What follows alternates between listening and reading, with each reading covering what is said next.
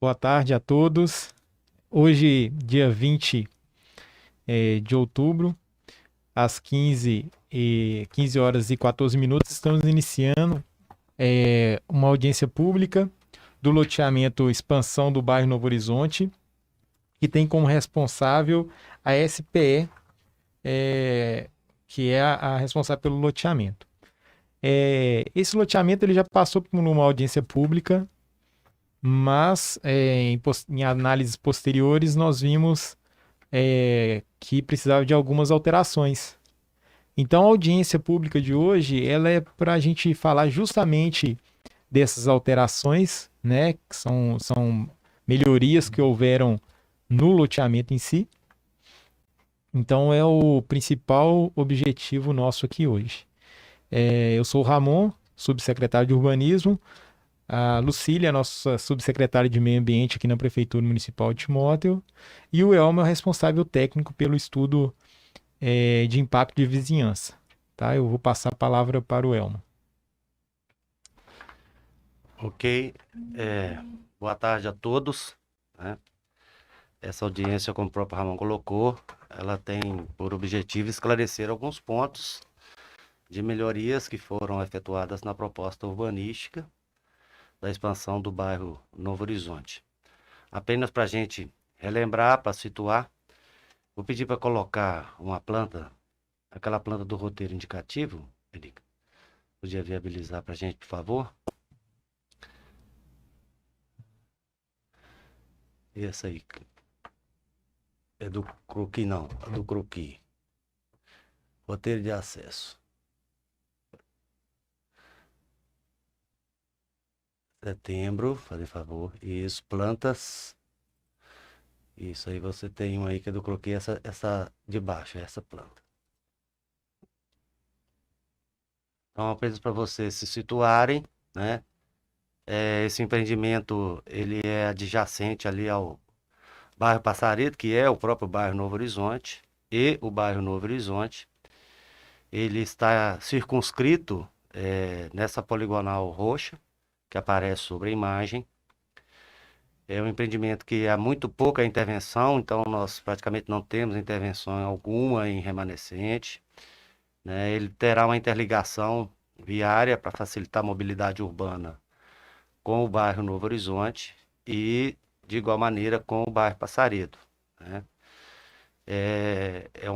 Já é uma área de uso, e essa alteração não diz respeito à poligonal do empreendimento, mas diz respeito ao quantitativos de áreas públicas e áreas privativas, né? Eu vou pedir para demonstrar uma segunda planta, se podia voltar para mim, por favor. Naqueles arquivos, tem uma planta que chama ADA, MFB, que é a proposta, a primeira planta lá na frente.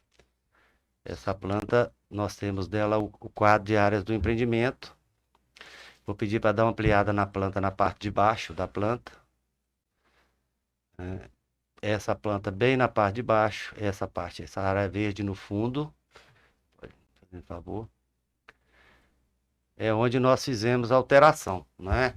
Então, o município, a parte ambiental do município, achou por bem valorar essa área como mais uma área verde do empreendimento, e nós eliminamos ali, então, 7 unidades privativas, reduzimos um pouco o arruamento, né, que atenderia a esses lotes, e convertemos esses lotes em áreas verdes e alteramos a proposta de reabilitação, de arborização e de recuperação, inserindo essa área para fins de recuperação. Então, essa foi a proposta. O empreendimento ele reduziu em 7 lotes, então ele era 236 lotes, hoje serão 229 lotes, né? Todas as outras análises nós discutimos em audiência passada, então não houve nenhuma alteração significativa. É só com o objetivo de informar a comunidade mesmo dessa ampliação das áreas verdes do empreendimento, em detrimento dessa alteração de redução do número de lotes. Caso vocês entendam mais alguma informação, Ramon, continua à disposição. Eu acho que pode passar uma planta geral para quem talvez não participou, né, da audiência passada, pode fazer um demonstrativo do empreendimento como um todo. Uhum, Inclusive, a primeira proposta tinha aí uma intervenção na área da APA, né, que nós uhum, identificamos. Essa área também foi retirada, em torno de aproximadamente quase 2.000 metros quadrados, né, uhum. Elmo? Até o momento nós não temos ainda essa resolutiva, né, o plano de manejo aprovado no município, então nós não poderíamos aprovar um empreendimento entrando nem que seja uma parcela mínima de 2.000 metros quadrados na área da APA Serra do Timóteo. Então houve também essa alteração, inclusive foi essa área que foram retirados esses lotes. E eu acho que vale muito colocar aí para o pessoal que não participou, ver, né, o empreendimento, os acessos e dar uma olhada nas plantas em geral para estar conhecendo o empreendimento como um todo. Eu vou Nós pedir. fizemos ontem uma vistoria, né, em loco, identificamos essas áreas onde serão implantados esses lotes, tanto na parte, no outro acesso lá, se ele quiser pegar a planta dos dois acessos do empreendimento. Você podia, né, nessa planta de arborização, essa última planta de baixo que você tem, ou você quer mostrar por imagem? Pode ser por Por imagem, fica imagem. bem Então, interessante. nós podíamos pegar essa planta que está na vertical no canto, chama empreendimento sobre imagem. No último canto, isso, esse é a planta, aí, por favor. Para quem teve a oportunidade de conhecer o Estudo de Impacto e Vizinhança, né? Nós temos uma série de arquivos que constam desse projeto. Eu vou pedir você para ampliar lá na chegada do Passaredo, Uhum, a parte de cima, por favor. Essa parte amplia bem para me mostrar essa parte de cima, exatamente. né? Para quem conhece a rua, o bairro Passaredo, o Pomar Querubino, né? No final existe ali uma residência que é da Peran, antiga casa da Peran. Nós acessamos e entramos no empreendimento no Pomar Querubino por essa via, né? Toda essa proposta urbanística, ela já teve pré-aprovação da agência metropolitana, já teve pré-aprovação da prefeitura, atende às diretrizes. Então, do ponto de vista de mobilidade, a ideia primeiro do empreendimento, inclusive, era só acessar pelo Passaredo, né? E o município entendeu por bem interligar ao Novo Horizonte. Então, o segundo acesso, que está mais na parte esquerda da planta, que liga no bairro Novo Horizonte, esse segundo acesso já é uma condição municipal de interligação do bairro para facilitar o acesso de direito de ir e vir, né? Então, todos os estudos de impacto de vizinhança com relação a essa mobilidade foram feitos. Nós analisamos desde a Avenida do Olaria, que corta o bairro como um todo, né, que é a principal linha estruturadora, assim como fizemos avaliação de trânsito, tanto nas ruas 68, nas ruas de acesso pelo bairro Novo Horizonte, como nas ruas de acesso pelo Passaredo, e não há um incremento de veículos significativo, são vias que translocam bem o trânsito, né? Inclusive foi proposta uma terceira via de mão única, né? Na parte inferior do loteamento. O importante disso tudo, desse estudo que foi feito, é que todos os questionamentos foram atendidos e o objetivo agora é atender os anseios comunitários, né? A comunidade está ansiosa, a comunidade de Timóteo, como um todo, está ansiosa para esse empreendimento ter início, né? O outro ponto importante é que, além de, não é só implantar um loteamento, né? Esse empreendimento, ele, além de ter a sua implantação urbanística, né? Ele é dotado de toda a infraestrutura às expensas do empreendedor, não, o município não tem nenhum custo com relação a isso. E, além disso, como o município de Timóteo tem um plano específico de arborização urbana, né? Então ele contempla um projeto de arborização urbana de todas as suas praças, áreas verdes e arruamento. Então ele vem com esse valor já agregado nele, ou seja, nós vamos entregar um empreendimento não só para construção de residências, mas um empreendimento que vai estar inserido na malha urbana do município, passível de ser visitado, de se fazer caminhadas, de frequentar suas praças, suas áreas verdes, né? Nós temos por objetivo reabilitar a parte da microbacia do Coque-Mamão, para quem conhece, né? Ontem mesmo nós estivemos lá, está tudo seco. Então existe uma proposta de um lago dentro do empreendimento, com o objetivo de reabilitar essa área, né?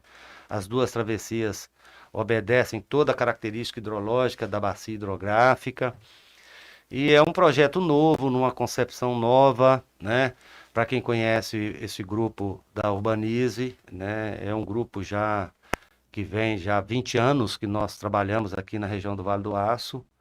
E são vários empreendimentos que estão sendo implantados de forma paralela a esse empreendimento de Timóteo.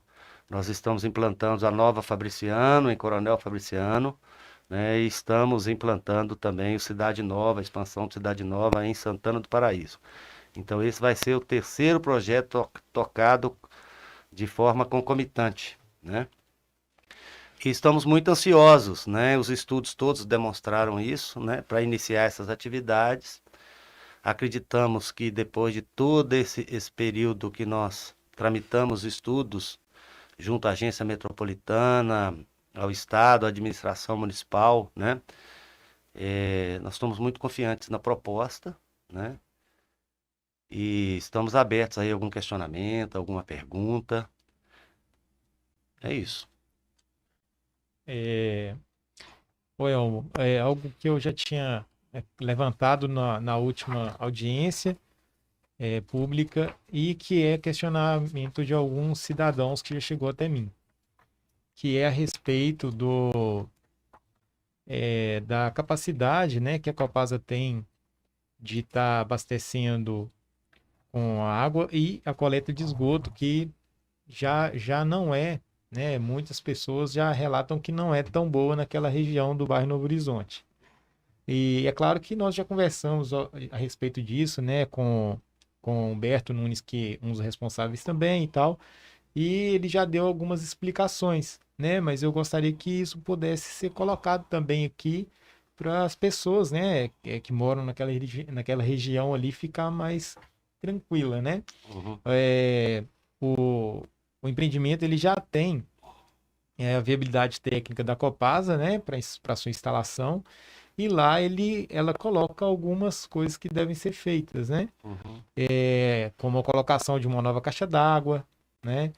Ela dá parâmetros também para execução de um projeto, né? O projeto vai ser apresentado e aprovado pela Copasa, né? Então, tem todo um zelo por trás disso. Mas eu gostaria que você explanasse um pouco a respeito disso, para quem tá vendo essa audiência pública. Isso é importante tocar nesse ponto, porque esse empreendimento da expansão do bairro Novo Horizonte, ele não gera nenhuma sobrecarga ao sistema urbano pré-existente, né? Nós não temos nenhuma interligação de água de abastecimento ou de esgoto sanitário com o bairro Novo Horizonte, né? Toda a proposta desse empreendimento é direcionada diretamente ao interceptor que fica ali naquele chamado buracão do Santa Maria, e a capacidade de abastecimento da Copasa também vem dessa base do buracão de Santa Maria, né? Nós temos nessa área verde que nós constituímos, nessa nova área verde constituída em função da retirada desses lotes, que é o ponto mais alto do empreendimento, né? Está numa cota aí em torno de 15 metros acima do empreendimento. Essa é a área destinada para a Copasa, né? Isso já está definido nas diretrizes, né? Nós estamos só aguardando a aprovação da proposta urbanística para que a Copasa então possa direcionar os estudos de aprovação dos projetos de esgotamento, dos interceptores e de água de abastecimento. Outra coisa importante a Copasa tem plenas condições de atender, né? Se nós imaginarmos hoje, né, pelos estudos da Copasa, são 292 litros por segundo captado em manancial subterrâneo na região do Médio Rio Doce, né? Na região metropolitana do Vale do Aço, né? Nossa região hoje são 800 e tantos quilômetros quadrados, sendo que 15% desses 800 e tantos quilômetros quadrados são as áreas urbanas, né, do Vale do Aço, que envolve as 4 cidades. E a Copasa é a concessionária desses 4 municípios, né? Então, via de regra, esses mananciais sul, que nós chamamos, que são os mananciais de Timóteo e Coronel Fabriciano, né? Eles são os mananciais de captação subterrânea, né? As captações superficiais são as captações industriais que existem no Piracicaba e no Doce, para efeito de atendimento industrial. Vamos dizer assim, Usiminas, Cenibra, né? A Peram, elas fazem captação superficial. A Copasa, pelas análises dela, tem plena capacidade de atender, em função da capacidade de captação dela hoje. E essas obras também, hoje, para quem conhece bem, né, antigamente se aprovava um projeto de Copasa e o empreendedor construía, implantava essas obras e depois a Copasa fazia uma vistoria de aprovação para receber essas obras. Hoje não, né? Esse cronograma da Copasa, esse projeto é aprovado com a Copasa, inclusive os equipamentos e os materiais utilizados são os materiais nos moldes indicados pela Copasa, para que no futuro, numa determinada manutenção, ela tenha pleno conhecimento do tipo de cano que foi utilizado, do tipo de emenda que foi utilizado, do tipo de busta que foi utilizado.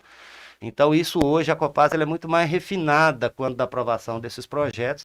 É por isso que ela hoje não aprova mais os projetos em fase preliminar, né? Ela só aprova os projetos uma vez definitivos. E de igual maneira, a CEMIG também, né? Os projetos de CEMIG é muito simples, né? Lá já é uma área que está com a CEMIG chegando dos dois lados, então seria uma mera expansão de via urbana. Não houve nenhum ponto negativo com relação a isso. O que fica na responsabilidade nossa, vamos dizer assim, sem envolver nenhuma concessionária, é a parte de drenagem pluvial, né? Que os projetos também já foram apresentados, né? Atendem toda a demanda do bairro, inclusive com o estudo geológico de toda a bacia. E esses projetos já estão em análise do município, né? Nós acreditamos que qualquer eventual necessidade de mudança de uma coisa ou de outra no projeto, isso pode ser feito ao longo do processo, mas atenderam com muita eficiência toda essa demanda. O importante é que não se gera uma sobrecarga, né? O que a comunidade pode ficar tranquila com relação a isso é que nós vamos estar inserindo novas unidades privativas e, ao mesmo tempo, né, respeitando as áreas verdes daquela região do Córrego do Mamão, né, do Pomar Querubino. Todas as áreas verdes, as reservas legais que tem ali, os remanescentes florestais, são preservados. E mais do que isso, né, todas as áreas verdes que o empreendimento contempla serão entregues ao município devidamente reabilitadas, assim como as ruas arborizadas, as praças. Então, isso tudo foi bem amarradinho, está sendo bem amarradinho com o município, né? E no final tem termos de acordo assumido, né? Para quem não entende o processo de loteamento, existe o processo de calcionamento das unidades privativas. Caso o empreendedor seja falho em alguma coisa ou não implante como o município requer, o município não recebe essas obras e também não devolve as unidades calcionadas. Então, é hoje uma coisa muito tranquila para empreendedores que são sérios, né? E para a garantia da comunidade também, saber que vai receber um empreendimento pronto para morar, né? Não vai receber um empreendimento com problemas de drenagem, com problemas de água de abastecimento, com problemas de iluminação, né? Com ruas. Não, vai receber um empreendimento arborizado, pavimentado, com calçadas constituídas, lotes regulares, né? Tanto que nós estamos esse período todo trabalhando, né? Existe uma procura enorme de compra dessas unidades, o empreendedor sequer manifesta o interesse ou veicula o interesse de venda pela seriedade da empresa, que só iremos tratar desses assuntos após registrado o empreendimento, após aprovado e registrado o empreendimento, como é de praxe a nossa forma de trabalho. Ô Elmo, o professor Flávio Baroni, ele está fazendo algumas perguntas, né? Uhum. São quantos lotes? Uhum. Terá terraplanagem?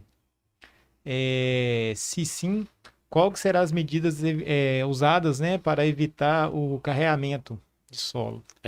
Existe um plano de controle ambiental, existe um plano de utilização pretendida dentro do empreendimento, onde constam todas as medidas mitigadoras, assim como as compensatórias, eventualmente, e essas medidas serão condicionadas ao empreendedor na sua licença ambiental, né?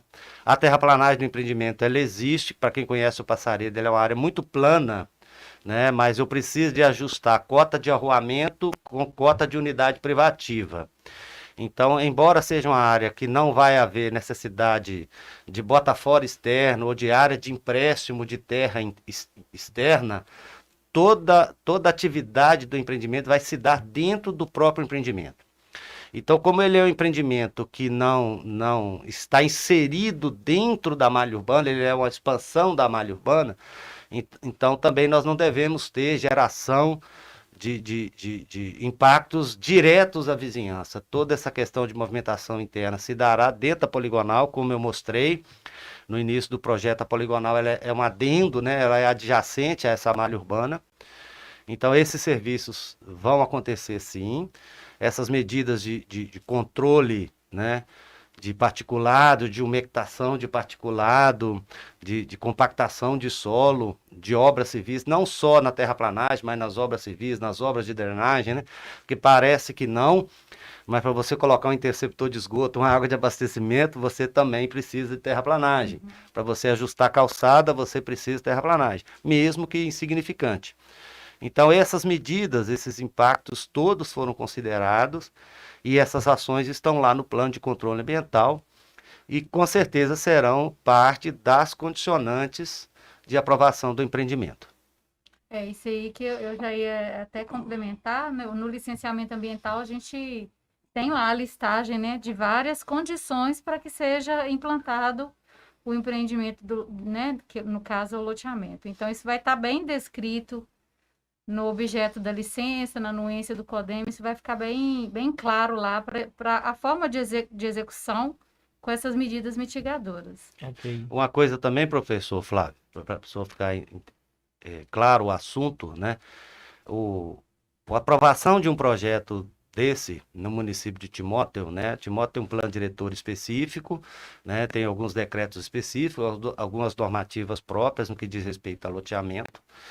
Aqui em Timóteo, até independente da classe, né, ou da quantidade de lotes, o estudo de impacto de vizinhança ele é obrigatório. Então, tanto que ele é o primeiro estudo feito para se aprovar o empreendimento é o EIV, é o estudo de impacto de vizinhança. Mas esse processo de licenciamento ele ainda é contemplado com o relatório de controle ambiental, onde são mensurados todos os impactos positivos e negativos e toda a caracterização da área diretamente afetada, da área indiretamente afetada, tanto no meio físico e biótico quanto no meio socioeconômico. Ele ainda é constituído de um plano de controle ambiental, né, onde os impactos negativos são mensurados e as medidas de controle e mitigadoras são relatadas. Paralelo a isso, ele também, junto ao plano de controle ambiental, ele tem um laudo técnico de alternativa, onde nós analisamos a melhor alternativa para interligar uma rua, para se construir uma travessia, para suprimir uma determinada árvore. Então, todos esses quesitos de alternativa locacional são feitos. Ele também é constituído de um plano de utilização pretendido da área, onde nós caracterizamos toda a área diretamente afetada como entorno, com registros fotográficos do que era antes, de como vai ser depois, com mensuração de dados do anterior e do que vai vir depois, com ações compensatórias do anterior e depois. Paralelo a isso, ele tem um projeto de recuperação de áreas, onde a gente reabilita essas calçadas, a gente faz arborização urbana, faz reabilitação dessas áreas verdes do empreendimento, né? Então, são vários estudos que compõem, né? O EIV é porque a legislação municipal, independente dos outros estudos que estão junto com a proposta urbanística e dos projetos de terraplanagem, dos projetos de drenagem que contemplam o empreendimento, né? Tem tudo lá, projeto geométrico, projeto arquitetônico, projeto civil de obra. Além disso tudo, o EIV, em específico, a legislação requer que ele faça parte dessa divulgação para a participação popular, né? Por isso que ele é objeto da audiência pública. Mas, independente dessa audiência, que é a segunda audiência, o projeto volta à tona ainda, professor, num momento específico de uma reunião de CODEMA, onde há um posicionamento de uma série de conselheiros e se discute o que foi discutido aqui hoje, se apresenta os questionamentos daqui de hoje. E ele passa mais uma vez por um processo de anuência. Então, ele requer uma anuência, ele atende diretriz municipal e metropolitana, ele requer uma anuência metropolitana, ele requer uma anuência dos departamentos de planejamento e urbanismo da prefeitura e ele requer uma anuência do CODEMA. Então, somente após todas essas anuências viabilizadas é que ele vai, de fato, para aprovação do prefeito municipal. Então, nós estamos agora nessa fase de audiência, e já passamos por todas as fases diretrizes, e em breve ele entra agora numa fase de anuência junto ao Conselho Municipal de Meio Ambiente, que é provavelmente o próximo passo. Tem uma informação que é muito importante, Elmo, da gente destacar, é que tanto o projeto de recuperação como o de arborização que foi proposto, na fase de licenciamento a gente já identificou e conversando com a empresa, a gente já tem uma listagem de quais são as espécies que serão implantadas, que serão utilizadas para essas recuperações. E depois disso, a gente tem um outro momento que é o monitoramento das implantações dessas condicionantes. Todas elas serão, né, via requerimento junto à prefeitura. Então, será requerido lá uma vistoria para identificar o cumprimento do plantio, desses plantios, dessas áreas que estão propostas para recuperação. Então, assim, a gente tem toda essa fase preparatória, mas tudo que está sendo proposto, né, para implantação, a gente vai ter um momento também de ir lá no local verificar se realmente aquela espécie que foi proposta lá no plantio foi implantada. Então, tem todo esse acompanhamento dentro da condicionante ambiental por um período, né, que a gente vai estar trabalhando aí até finalizar, porque a gente precisa de um prazo para o plantio na época certa. Então, isso aí tudo vai ser monitorado também pós emissão da licença. Ok, a Luísa, né, é a nossa coordenadora da fiscalização ambiental, e às vezes ela recebe alguns contribuintes que vão lá e fazem algum questionamento. E aí ela está aproveitando essa audiência pública para colocar esses questionamentos, né? Então, a primeira pergunta que ela colocou é como é que o município está tratando o fluxo, o adensamento, né, do fluxo de veículos dentro do bairro. E aí eu posso responder, né, como parte da comissão, que esse é um dos motivos que nós requeremos mais dois acessos ao loteamento, né? O loteamento, a princípio, ele teria apenas um acesso, né, que se daria ali pela localidade conhecida como bairro Passaredo, e nós pedimos mais duas entradas, mais dois acessos. E uma estrada antiga que levava ao Pomar Querubino, né, fazenda, e um outro que vai ligar na rua 68 do bairro Novo Horizonte.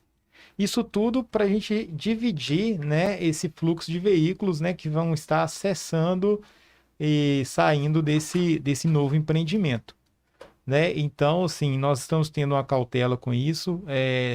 Nós ainda vamos fazer um relatório de análise desse estudo de impacto de vizinhança, né, para a gente estar colocando se vão precisar de outras medidas compensatórias ou não desse fluxo dentro do bairro, né? Se isso vai ter, qual o grau de impacto que isso vai gerar dentro do bairro, se vai ter, se não vai ter. Então isso está sendo analisado ainda, mas de início nós já fizemos, né, já tivemos esse cuidado de pedir mais dois acessos para dividir esse fluxo de veículos. A outra pergunta dela é se vai ter um controle de número de moradias no lote, se vai ser unifamiliar ou multifamiliar. Nós estamos em uma fase de revisão do nosso plano diretor, né? Essa questão do zoneamento urbano, né, da lei de uso e ocupação do solo, né, que é o que trata de onde pode ter prédio, onde pode ter casa geminada, onde pode ter um comércio. Isso é tratado dentro da lei de uso e ocupação do solo no plano diretor. E o município está em fase de revisão, né? Então, esse loteamento que a gente está analisando e está numa fase avançada de aprovação, nós vamos estar incluindo dentro desse planejamento da cidade e dos estudos, né? Para ver qual a necessidade da permeabilidade, qual o adensamento populacional que pode ter ali. Então, tudo isso faz parte do plano diretor e da lei de uso e ocupação do solo, que está sendo analisado. Eu gostaria de pedir ao Richelli que colocasse de novo aquela imagem da locação do empreendimento, só para voltar um pouquinho naquilo que a gente estava falando da drenagem. O bairro, né, embora a gente chame ele de expansão do bairro Novo Horizonte, é aquele croquis ali, Richelli. Isso. E se puder dar um zoom aí no rosinha, né, no roxinho, que é a poligonal. Olha só, se vocês conseguirem ver, ali em cima tem uma lupinha com mais.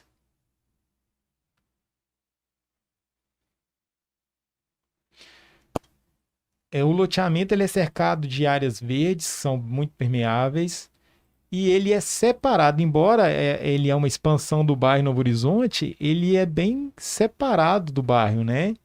A gente tem ali uma espécie de uma mata bem densa que separa o bairro Novo Horizonte da expansão. Perto da rua 69 ali, a gente tem uma espécie de um fundo de vale ali também, que separa também o bairro Novo Horizonte da expansão, ou seja, a drenagem dessa expansão não vai ser jogada dentro do bairro Novo Horizonte, né? Então não vai ter uma sobrecarga no sistema já existente, né? O que o Elmo estava colocando. A mesma coisa com a coleta de esgoto, né? Que é jogada na interceptora que passa ali beira córrego, né? No Santa Maria, buracão ali. Então, para tranquilizar os munícipes que já vieram até nós perguntando isso, questionando, ela é separado, né? Embora tenha o nome de expansão do bairro Novo Horizonte, ela é um sistema totalmente separado da rede existente, tá? Então, era só para voltar nisso aí. É importante considerar também, dentro do questionamento dela, é que o estudo de impacto de vizinhança, ele contemplou a Maria da Cunha Ramos, que é onde vão chegar toda a rede de drenagem, todos os interceptores de esgoto, vão passar na parte inferior da Maria de Cunha Ramos para interligar o interceptor da Copasa, que é imediatamente adjacente. O estudo de impacto de vizinhança, ele contemplou todo esse sistema viário dessa Maria da Cunha Ramos, assim como contemplou também a Rua 68, né, lá do Passaredo, que é Novo Horizonte, e a Rua 84, propriamente dita, do Novo Horizonte, né, que é onde interliga, né. Além da gente ficar analisando por vários dias e por várias horas por dia, né, toda questão de trânsito, que tipo de veículo circula, se é ônibus, se é caminhão, se é carro pequeno, se é moto, quantitativo disso, o incremento disso na via, de se todo mundo saísse pela 84, se todo mundo saísse pela Rua 68, né? Então, assim, isso dividido, qual o incremento de tráfego, isso é possível em cada área dela. Esses estudos foram todos pontuados no estudo de impacto de vizinhança. Uma coisa importante que a gente discute muito nos municípios que a gente aprova os projetos, é essa questão de adensamento populacional, né? O adensamento populacional ele é gravíssimo para a cidade quando nós verticalizamos uma cidade. Então, a verticalização significa que eu estou causando sobrecarga no sistema elétrico, eu estou causando sobrecarga no sistema de abastecimento de água, eu estou causando sobrecarga no sistema de drenagem urbana, eu estou causando sobrecarga naquela via de circulação. Porque num único prédio eu posso ter 20, 30 apartamentos, né? E eu causo naquele trecho daquele processo de verticalização um adensamento não só das pessoas, mas do uso dos equipamentos públicos disponíveis naquela região. Então, se eu tenho uma praça frequentada por 100 pessoas e eu ponho um prédio para 40 pessoas, vai ser uma praça frequentada por 140 pessoas. Então, há o adensamento populacional ele é crítico nesse sentido, né? Uma sobrecarga dos equipamentos públicos, uma sobrecarga do sistema viário, uma sobrecarga da infraestrutura urbana. O crescimento horizontal, como é um bairro horizontal, predominantemente, eu acho que é importante isso, né? Embora o plano diretor, ele de modo isso não está muito bem especificado, porque isso às vezes vai no processo de habite, de construção de obra, de projeto de aprovação de obra civil, mas o empreendimento ele é aprovado como predominantemente residencial, né? E todos os cálculos feitos para o empreendimento partem do pressuposto que ele é predominantemente residencial. O que é um empreendimento predominantemente residencial? De classe média, é aquele que você espera morar mais ou menos 4 pessoas numa unidade habitacional e que essas pessoas tenham de 1 a 2 veículos, ou um veículo, que a gente chama de veículo de 4 pneus, de 4 rodas, de uma moto, ou 2 veículos. Então, esses dados é que a gente busca considerar no estudo. E o crescimento vertical, horizontal, ele traz essa vantagem dele ofertar uma malha urbana nova, ele ofertar uma estrutura de projeto novo para abastecimento de público, abastecimento urbano, de drenagem urbana, de esgotamento sanitário. Então, o ideal é que o crescimento vertical ele seja limitado aos grandes centros comerciais, né? E que essas regiões que têm característica, como é a característica do bairro Novo Horizonte, do bairro Passarito, que são bairros residenciais, o nosso objetivo é que eles permaneçam com a característica residencial unifamiliar, né, que é o que está sendo proposto no projeto. Agora, eventualmente, e uma característica desses bairros é porque eles podem trazer consigo os pequenos comércios de bairro, né? Então pode vir junto uma padaria, uma pequena loja, um açougue.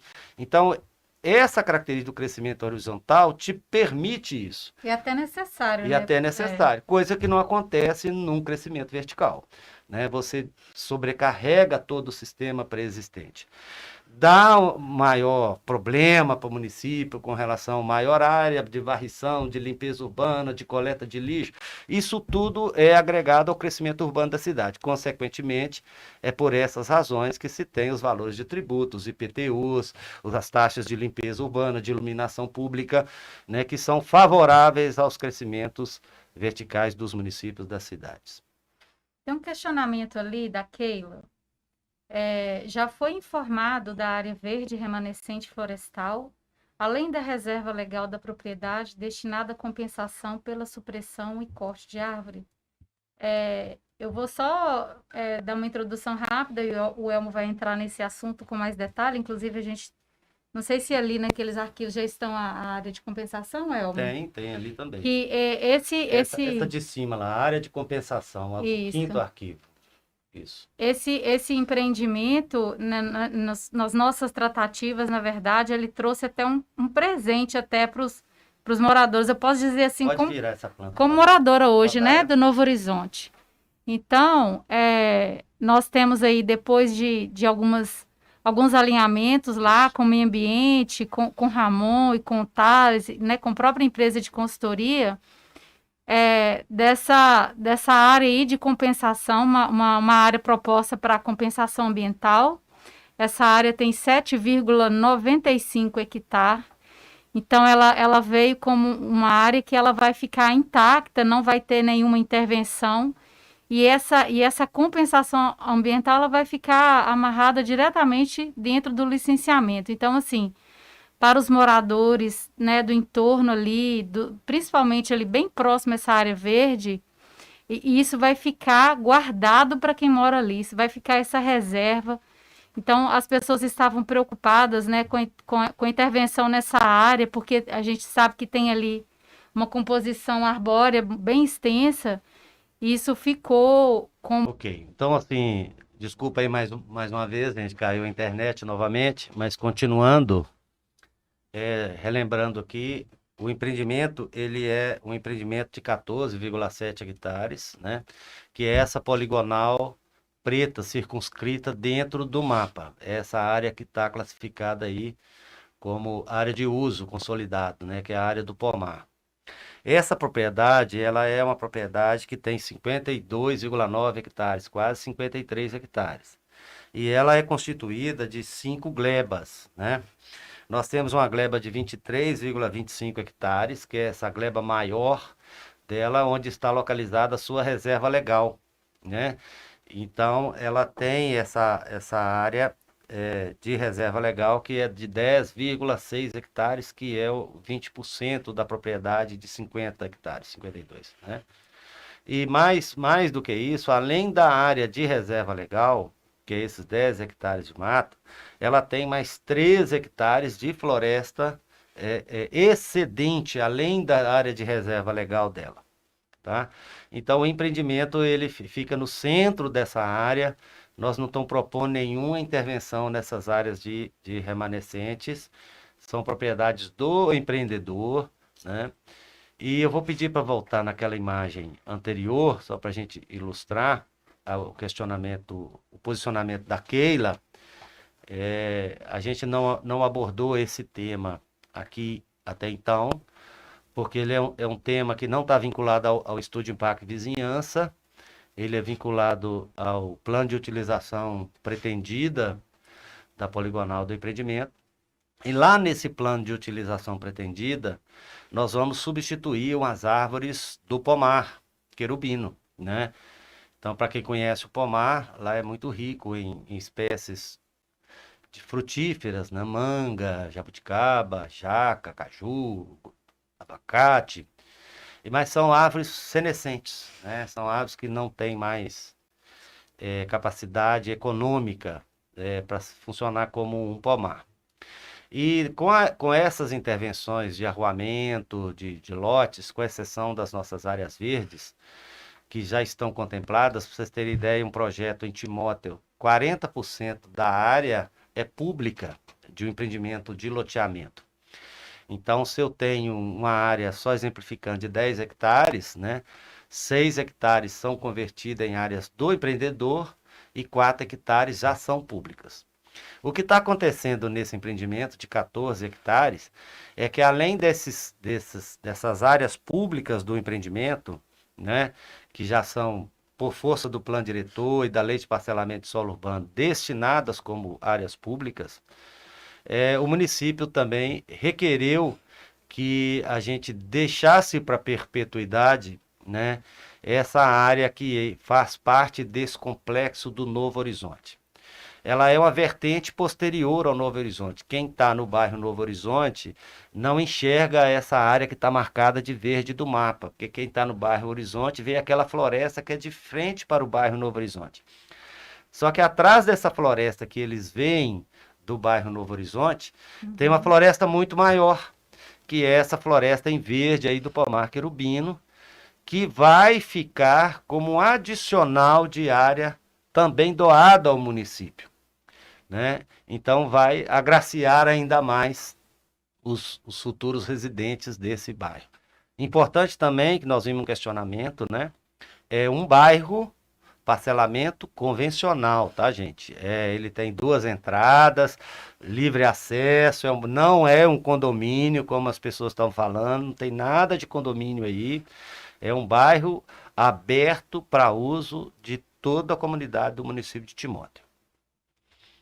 Foi feito um questionamento, nós acabamos perdendo ali com a conexão, só que a gente precisava até da presença aqui do Ramon para explicar isso melhor, sobre a questão de casas geminadas. Nós perdemos, né, esse questionamento. O Ramon até deu uma palhinha com relação a isso, né? Hoje, no plano diretor municipal, não tem nada que impeça, né? Então, suponha que eu seja um morador da cidade, resolvi comprar um lote e resolvi fazer uma casa geminada do meu lote.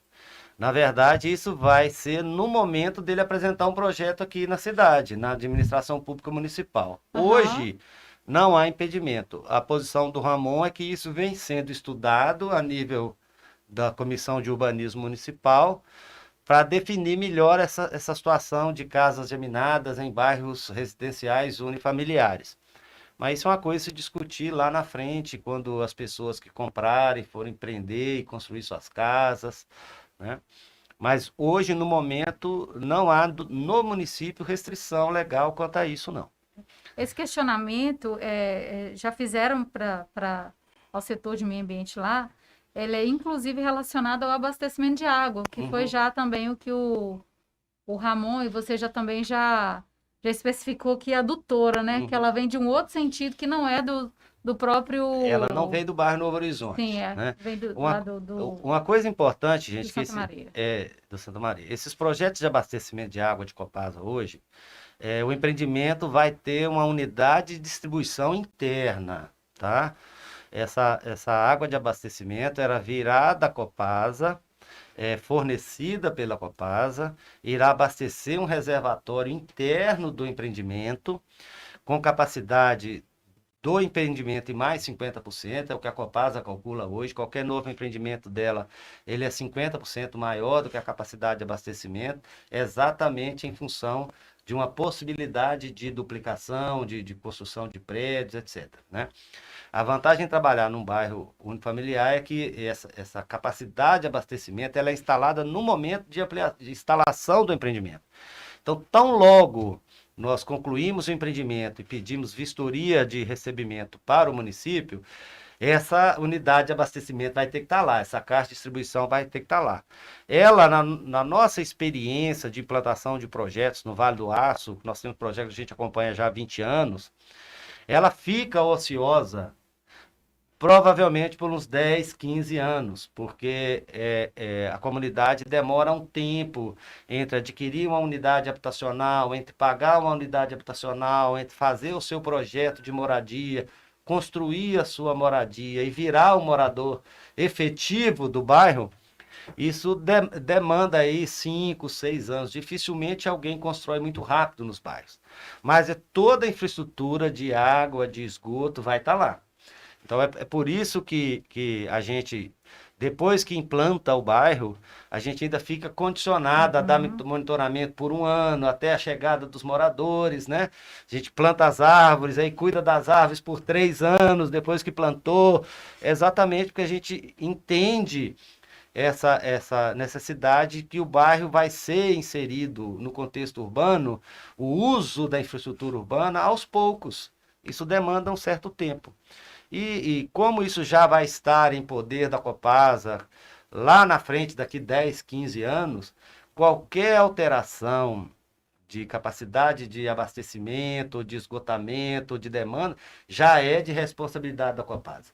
Então é por isso que ela só vai receber se o projeto estiver de acordo com os padrões aplicados. Para quem sabe bem, os padrões de Copasa são em média de 150 litros por segundo, de 120 litros por segundo, no que diz respeito à pessoa, né, a cada habitante da unidade. Por pessoa, consumo diário, tanto para água quanto para esgoto. Então, esse é o padrão dela e é o cálculo das redes, das adutoras que vão trazer água, é o cálculo das redes que vão levar os efluentes sanitários para ser interligado aos interceptores. Tem mais um questionamento ali. Na verdade, tem, né? Ganhamos todos com essa compensação. Nós estamos falando aí da área verde, que foi entregue aí, adicionada. Tem lá um outro questionamento. Se a proposta é unifamiliar e todos os projetos foram assim planejados, não caberia, correto? Eu não entendi. O reservatório e todas as demais infraestruturas estão planejadas para unifamiliar, correto? Ah, tá. É o que nós colocamos. Sim. Todo o projeto da Copasa, o projeto é um parcelamento de solo convencional, predominantemente residencial. O quesito de ser unifamiliar ou não, ele não existe dentro da Prefeitura de Timóteo. É uma coisa que o município pretende estabelecer. Todo o projeto ele é feito da seguinte forma: existem 4 moradores por unidade habitacional. Então, a gente, ao projetar, entende ele, e a Copasa, quando faz a dimensão de carga de água de abastecimento, entende dessa forma, e a CEMIG, quando põe o transformador para atender com energia elétrica, também entende dessa forma. Demandas futuras que virão com o passar de 10, 15, 20 anos, vai precisar de um transformador a mais, isso é responsabilidade da CEMIG, né? Vai precisar de aumentar a pressão da adutora, isso é com a Copasa. O que a gente precisa saber e entender é que todo projeto novo, ele já é projetado com uma certa folga e considerando essa prospecção futura de ocupação. Né? Eu não consigo, não é como um estádio de futebol que eu construo ele hoje para 60 mil pessoas, inauguro e amanhã tem 60 mil pessoas usando aquela infraestrutura. Um crescimento horizontal, diferente também do vertical. O crescimento horizontal ele demanda um tempo para que a infraestrutura urbana e os equipamentos públicos venham a ser utilizados. Tem outro questionamento com relação algumas situações que têm chegado lá no setor de meio ambiente, em específico para a nossa fiscalização. Oportunidade do município se planejar para não ocorrer o que está sendo vivenciado no bairro Dourado. Ela está se referindo à questão de estacionamento. O que aconteceu no bairro Dourado? Ao longo do tempo foi se aprovando projetos e que não tem previsão de garagem, ou assim, cada residência hoje tem no mínimo 2 carros, basicamente. Então, essa questão precisa de ser bem planejada, que é a preocupação ali, para não ocorrer depois que a gente tem o problema hoje no Dourado das pessoas estar acessando as áreas públicas para fazer garagem, porque a edificação não tinha essa previsão, né? Isso é bem colocado, né? O bairro Dourado, ele já talvez o penúltimo bairro instalado em Timóteo, né? Ele veio antes, vamos dizer assim, do bairro Primavera, né? O que foi aprovado antes, a expansão, inclusive, da Vila Militar superior ao bairro Dourado, né? Então, ele é um bairro que, na época da sua aprovação, nós não atuávamos com região metropolitana, com dimensionamento de calçada, com dimensionamento de via, com adequação e inclinação das ruas e vias. Então, ele, embora seja um bairro novo, ele carece de algumas adequações. O que o plano diretor vem tratando hoje não é nem a questão do adensamento, é do conceito do quanto do meu lote eu posso edificar. O quanto de área verde eu tenho que ter dentro do meu lote e o quanto a minha construção deve estar afastada da minha calçada. Então, esses quesitos que estão sendo tratados na nova proposta do plano diretor é fundamental para esse direcionamento, né? Porque se eu construo uma casa de frente para a minha calçada e se eu construo uma casa recuada a 3 metros da minha calçada, eu tenho plena capacidade de esses equipamentos úteis, como veículos e motos, ficarem dentro do meu espaço privativo, né? Mas hoje não, o projeto ele já obedece, ele tem larguras de via diferentes, né? Ele tem a via principal com uma determinada largura, as vias secundárias com outra largura. Então, já pensando numa mobilidade, na mobilidade urbana. Então, os quesitos futuros de construções, de como a prefeitura vai aprovar uma casa, o projeto de uma casa, o afastamento lateral, o afastamento frontal, isso está sendo tratado pelo município como um todo para os novos empreendimentos urbanos da cidade. Os reservatórios e as demais infraestruturas poderão ficar sobrecarregados se for multifamiliar? Com certeza, o que a gente coloca é o seguinte: todo projeto residencial, de bairro predominantemente residencial, se eu permito verticalizar todos os lotes, eu estou falando de um local que eu tenho 229 lotes, que teoricamente eu teria 229 famílias, e eu posso chegar a ter 5, 10 famílias ocupando o mesmo lote. Então, a verticalização, ela compromete toda a infraestrutura urbana instalada. É por isso que, quando eu vou verticalizar, aprovar um projeto de um prédio, eu preciso analisar primeiro se a minha pressão de água chega bem naquela rua, se a minha rede de drenagem é capaz de comportar aquele prédio, se a minha via é capaz de comportar aquela translocação, porque é diferente, né? A calçada é para pedestre, mas a calçada também é o único espaço que o veículo pode passar. Todo veículo utiliza a calçada para entrar e sair da sua garagem, né? Isso está previsto, inclusive, no Código de Trânsito. Então, se eu tenho muitos prédios e muitos carros tentando sair no prédio, eu não só vou interferir no trânsito viário, na malha viária de veículos, mas também de pedestres. Então, isso deve ser considerado lá na frente e é o município que vai direcionar aquilo que se quer para determinado bairro, para determinada região. Ok. Mais nenhum questionamento? Bom, então, Não. como não tem mais nenhum questionamento aí no YouTube, como nas outras audiências públicas, né, eu sempre coloco que ele vai ficar ainda por um período aí aberto para questionamento, para a gente poder estar fazendo o nosso relatório técnico da comissão, né, do WAVE, vendo se tem algum impacto negativo ou positivo na vizinhança para estabelecer as condicionantes, as medidas compensatórias ou mitigatórias. Tá? Então a gente espera aí que durante uma semana, né? Acho que dá o prazo de uma semana para alguém que tem alguma manifestação colocar aí no YouTube ou no Facebook para a gente levar em consideração na hora de fazer esse relatório. Tá? Eu quero agradecer a todos que assistiram aí essa live, né? Que participou dessa audiência. Quero agradecer o Elmo pelas explicações e a Lucília por ter me acompanhado aqui nessa audiência pública. Obrigado. Saluta. Valeu. Obrigado a Aí. todos. Obrigada. Até breve.